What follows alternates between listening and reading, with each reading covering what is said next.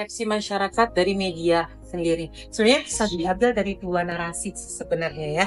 Karena narasi yang pertama itu kayak misalnya, saya lupa lagi istilahnya porn apa gitu ya. Di situ mereka bisa ngebuat yang namanya penyandang disabilitas itu memang sih dipandangnya orang yang bisa mencapai sebuah hasil, tapi lebih di framingnya kayak mereka tuh cuma bisa bertahan. Gimana mereka bertahan? Mereka tidak dipandang bagaimana dengan pencapaian mereka. Ibaratnya ada orang yang disabilitas, dia bisa mencapai sesuatu, bisa sukses, tapi yang dikembangkan ceritanya, narasinya itu adalah bagaimana mereka bertahan hidup. Dan itu muncul yang namanya victimization, apa gitu istilahnya, yang framing. Jadi mereka memframing seakan-akan yang namanya disabilitas itu orang yang lemah, orang yang patut dikasihani. Makanya muncul yang nama penggalangan dana yang kayak gitu. Nah itu dua framing yang bisa dilihat dari persepsi diambil dari media gitu. Karena media itu sendiri yang membuat persepsi seperti itu. Nah bagaimana dari pandangan publiknya begitu juga gitu jadinya.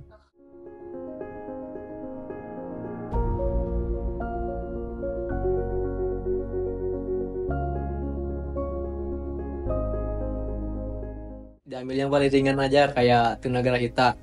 Kalau Tunagrahita tuh ngobrolnya kayak seperti kita ini, ngobrol biasa, tapi obrolannya tuh kadang ngalor, kadang ngidul gitu, obrolannya tidak tertentu. Tapi kadang juga mereka diajak ngobrol serius, ya kadang nyambung, kadang juga enggak.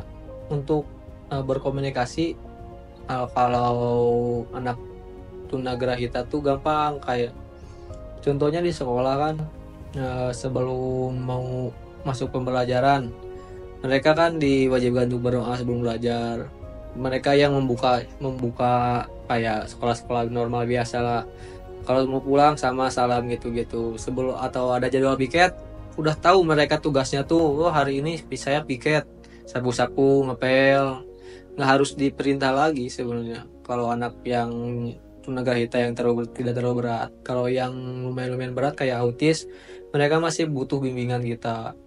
Belum tentunya belum bisa mandiri. Kalau yang autis tuh agak susah kalau yang itu.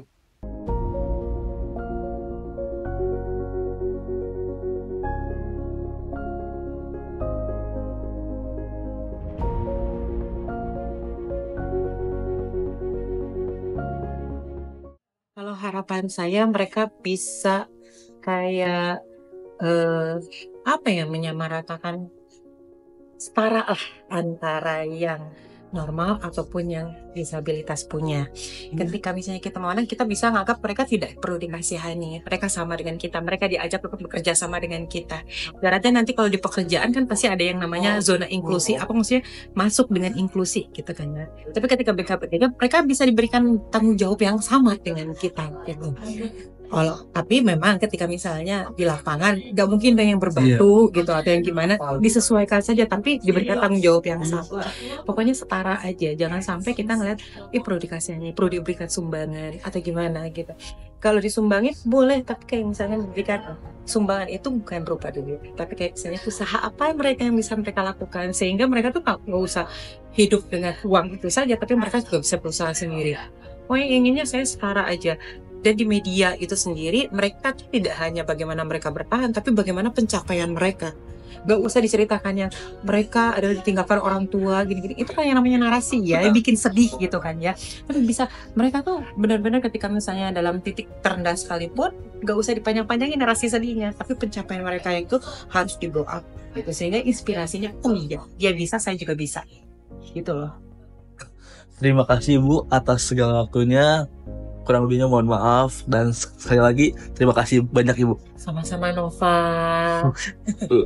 Semoga apa yang saya kasih jawaban bisa membantu kalian, walaupun tidak banyak atau tidak seilmiah teman-teman dosen yang lainnya. Mungkin ini sedikit bisa banyak membantu.